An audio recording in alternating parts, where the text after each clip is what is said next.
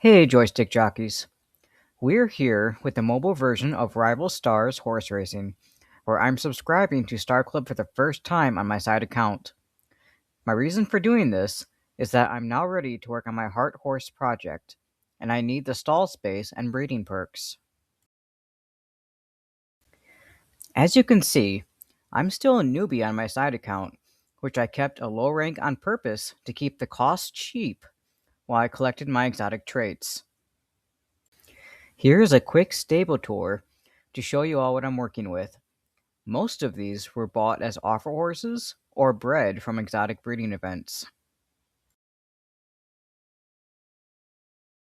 Many of these from standby are from the race pass events where I didn't have room for them before subscribing. You'll notice that some of them are duplicates of each other. In my standby, it doesn't hurt to have backups in case something goes awry in my breeding projects.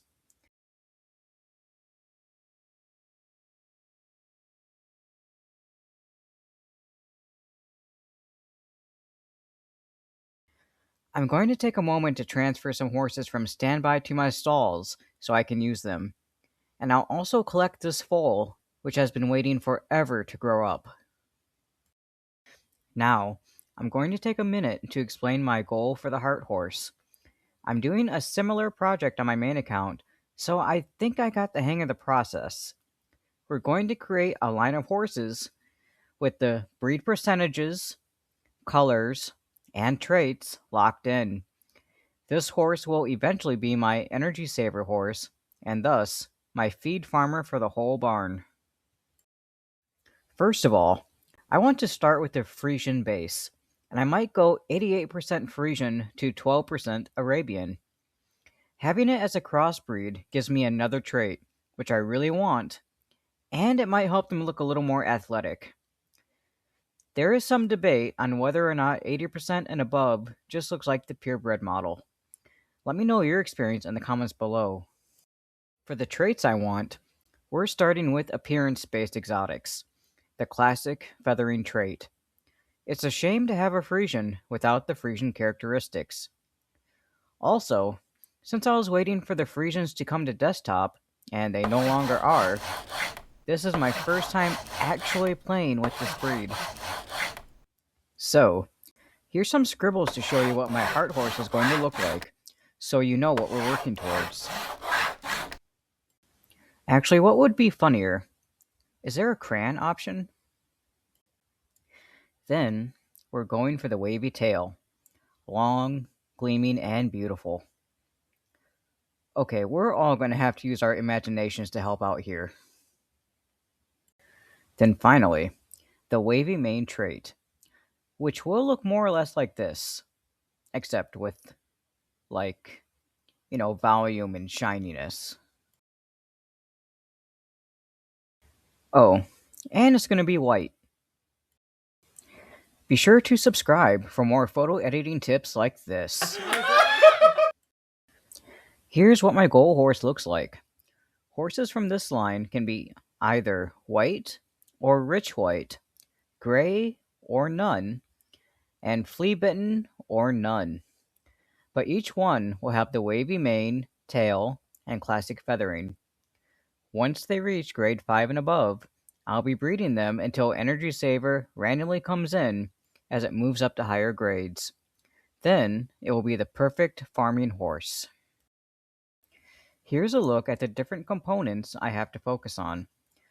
First, I'll be trying to lock in the colors onto purebred Arabians. My first pairing is to get a flea-bitten Arabian. Between these two, my best outcome is a non-dilute flea-bitten.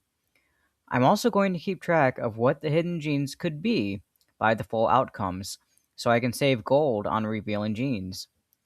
Right now, the base coats don't matter, and I'll focus on those when I start working white and rich white into the line. I'm pretty set on feed and storehouse room, but I could always use more, so I'll upgrade my storehouse. In between foals, I'll be grinding races to make sure I have enough items to keep breeding. I won't be showing everything as it gets grindy, but one of my early purchases was the Champion Material White Horse, which I never got on my main account. I will say she's been a boon to my stables and is currently my best horse. She'll also be a part of my breeding project. As you can see, she's wearing the free lavender tack set from the newbie login event, which I was very lucky to get.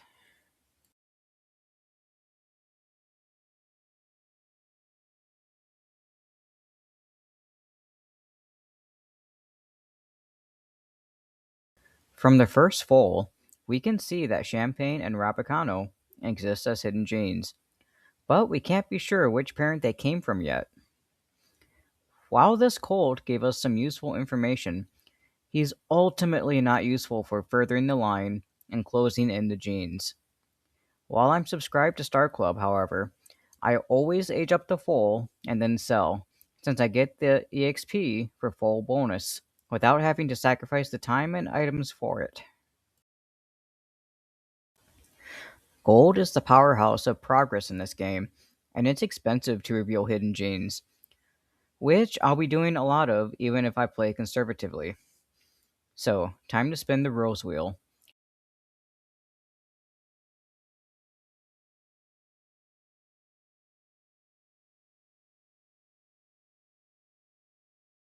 It's hard for me to gauge at these lower levels what a good deal is, but good practice dictates you only spin it if you have enough roses to clear the board, because the main gold prize is almost always the last thing left.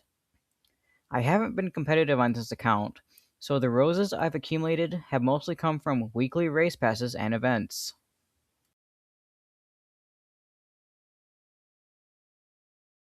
Now from this next filly, we can see that another hidden gene is cream. So it's not an ideal mix, but it's not the worst it could be. Between both parents, we could get cream, champagne, or none in the dilute slot. Since my ultimate goal is to have a gray none dilute, we'll have to breed either cream or champagne out before we're done today.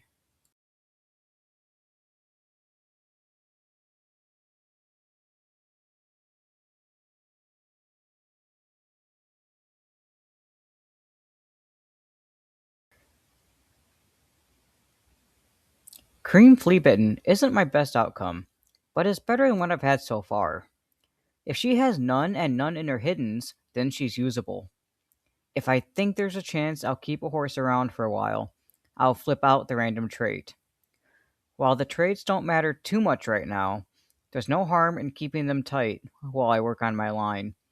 It could be useful later to have less variables once I do finally focus on traits.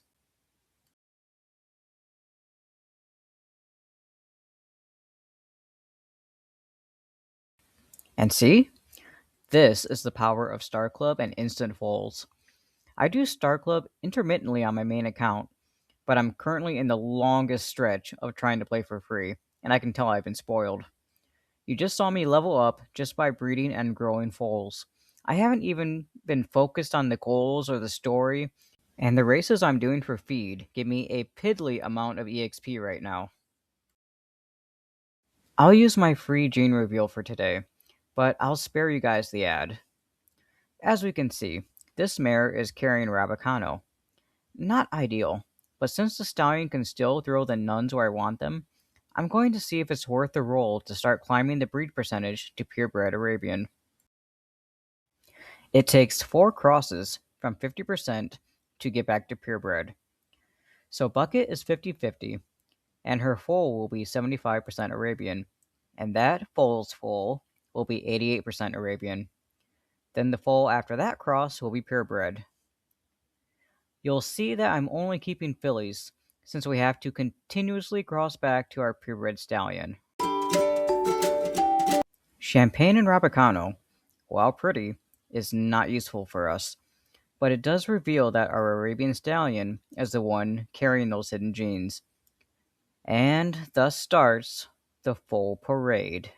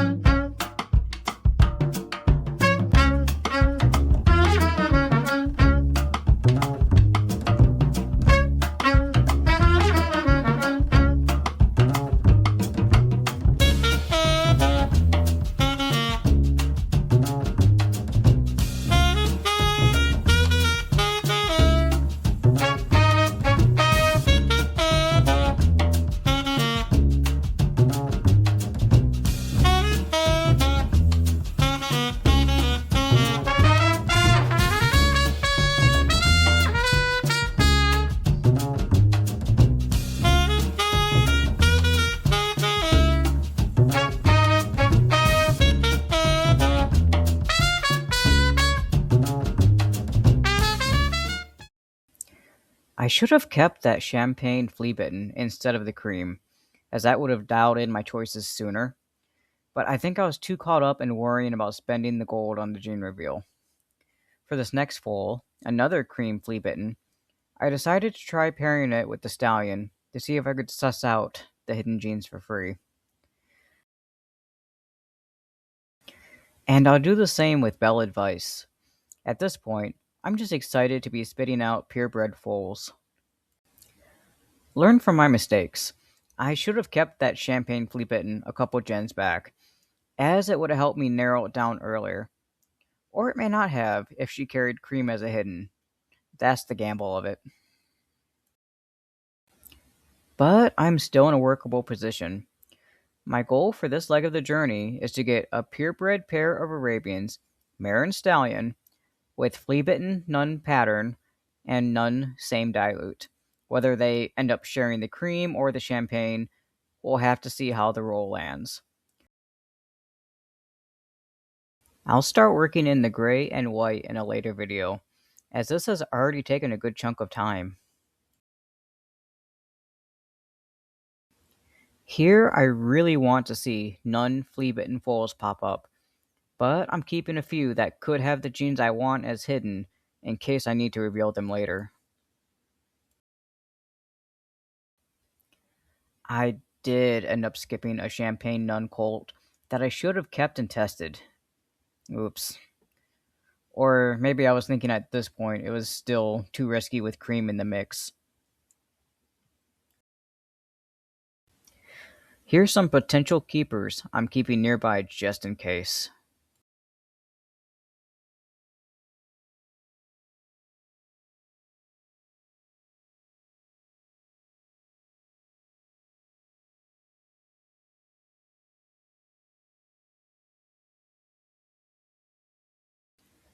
And action respect is a good step forward. Eliminating the cream altogether is a big step. Now I take a peek at my other keepers to see if I have my pair already. Unfortunately, Baby Blog had both undesirable hiddens, so off he goes to the pony rides.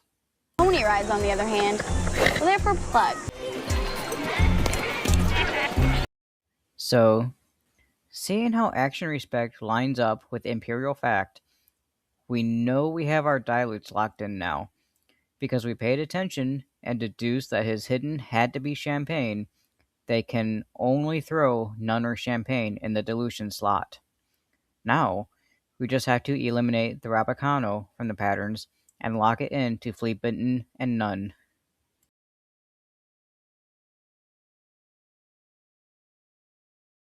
Seeing a foal with double champagne also reassures us that we were right about the stallion's hidden dilution, because doubles only show up if the foal inherited it from both parents.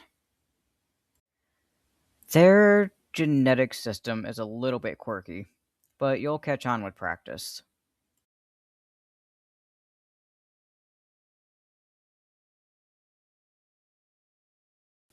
At this point, I'm keeping every none, dilute, and flea bitten pattern that pops up in the visible genes. There was no real reason to keep the filly, as I can't really improve on the one I have, but I'd rather be safe than sorry.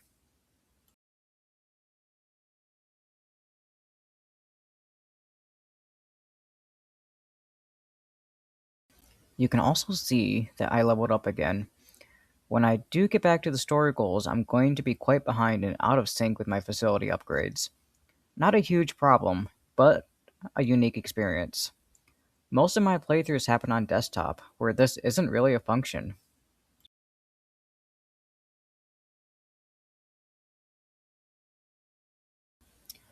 Now that I'm so close to the end, I can start freeing up some stable slots by selling my early project horses. All of the horses less than 100% Arabian from this line seem like a safe sell.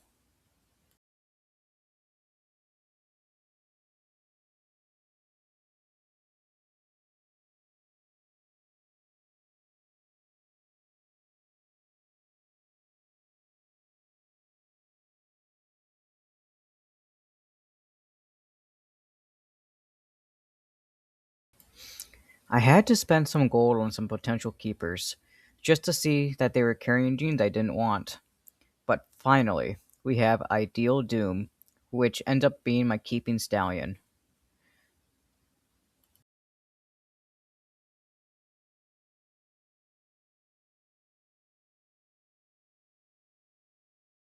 We can see that both have champagne and none in their dilution slots, so they can only produce foals with those two genes for dilutions.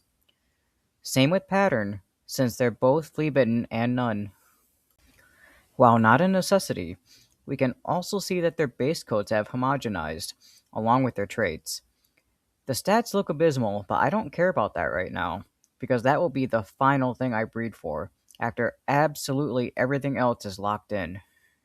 I'm not quite sure about the next step, but I'm likely to start breeding the appearance exotics onto a Frisian base, or working white and rich white into the Arabian line. My intermediate goal is to get the purebred Arabians set up to their optimal point, and then the Frisians to their optimal point. Then the crossbreeding to 88% Frisian and 12% Arabian begins. I hope you enjoyed this video, and keep an eye out for the rest of this journey. Thanks for Training trotting through by. trials under the blazing sun, pushing limits, the journey's just begun.